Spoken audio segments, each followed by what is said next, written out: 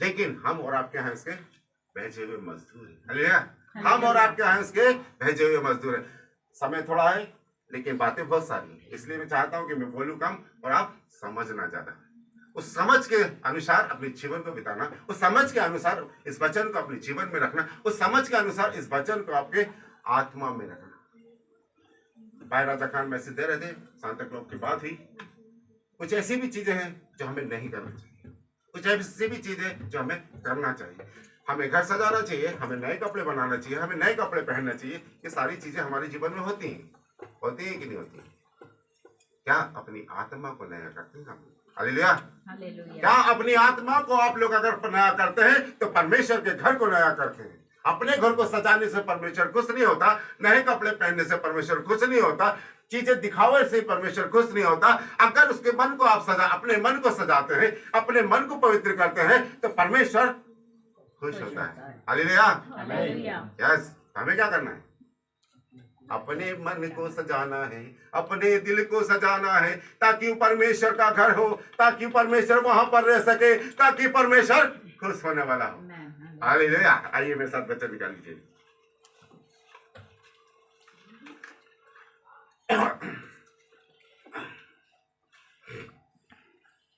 यशायाह नबी की पुस्तक उसका 9वां अध्याय उसकी 6वीं आयत। यहाँ पर हम देखते हैं कि परमेश्वर के जन्म के बारे में कुछ भविष्यवाणियां बाइबल में बताई गई हैं। 5 भविष्यवाणी मैं आपको बताऊंगा जो बाइबल में परमेश्वर के आने से पहले की गई। हालेलुया। क्योंकि हमारे लिए एक बालक उत्पन्न हुआ, क्योंकि हमारे लिए एक बालक उत्पन्न हुआ, हमें एक पुत्र दिया गया है, हमें एक पुत्र दिया गया है, और प्रभुता उसके कांधे पर होगी, और प्रभुता उसके कांधे पर होगी, और उसका नाम अद्भुत युक्ति करने वाला, और उसका नाम अद्भुत युक्ति करने वाला, पराक्रमी परमेश्वर, पराक्रमी परमेश्वर, अनंत काल का पिता, अनंत काल का पिता, और शांति का राजकुमार रखा जाएगा। और शांति का राजकुमार रखा जाएगा। इस बात को जब हम यशायाह नबी पर लिखते हैं, इस बात को जब हम पढ़ते हैं, इस बात पे हम मनन करते हैं, तो यहाँ पर पता चलता है कि किस प्रकार का परमेश्वर हमारे लिए आने वाला है। यहाँ पर हम देखते हैं कि वहां पर परमेश्वर के आने की बात कही गई है, वहां पर मेमने को उत्पन्न होने की बात कही है, वहां पर प्रभु यीशु मसीह का आने के आगमन की बात की है कि किस प्रकार का परमेश्वर हमारे जीवन में आएगा, किस प्रकार का परमेश्वर हमें उद्धार दिलाएगा। हालेलुया। इसी प्रकार से हम जब आगे बढ़ते हैं, मीका नबी की पुस्तक निकाल लीजिए, 5वां अध्याय उसकी 2री आयत।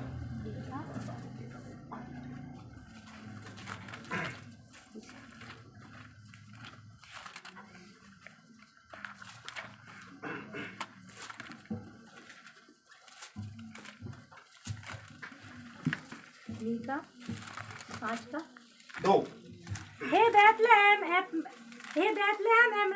एमराता, यदि तू ऐसा छोटा है कि यहूदा के हजारों में गिना नहीं जाता, तो अभी तुझ में से मेरे लिए एक पुरुष निकलेगा, तो भी तुझ में से मेरे लिए एक पुरुष निकलेगा, जो इजराइलियों में प्रभुता करने वाला जो होगा, इजराइलियों में प्रभुता करने वाला होगा, और उसका निकलना प्राचीन काल से वरन अनादि काल से होता आया है। निकलना प्राचीन काल से वरन अनादि काल से होता आया है। यहाँ पर दूसरा भविष्यवाणी कर रहा है, यहाँ पर मीका नबी भविष्यवाणी कर रहा है, यहाँ पर हमको बताता है कि कहाँ पर हमारे परमेश्वर का जन्म होगा। हालेलुया। यहाँ पर परमेश्वर का मीका नबी भविष्यवक्ता भविष्यवाणी कर रहा है। जब हम यशायाह की पुस्तक देखते हैं तो किस प्रकार का परमेश्वर हमारा होगा, किस प्रकार का उद्धारकर्ता हमारा होगा, इस प्रकार की बातें हमें पता चलती। जब मीका नबी की पुस्तक पर हम पढ़ते हैं तो पता चलता है कि वो कहाँ पर पैदा होगा। हालेलुया। इसी प्रकार से जब हम लूका रचित सुसमाचार उसका 2रा अध्याय उसकी 10वीं आयत को पढ़ते हैं तो क्या मिलता देखिए।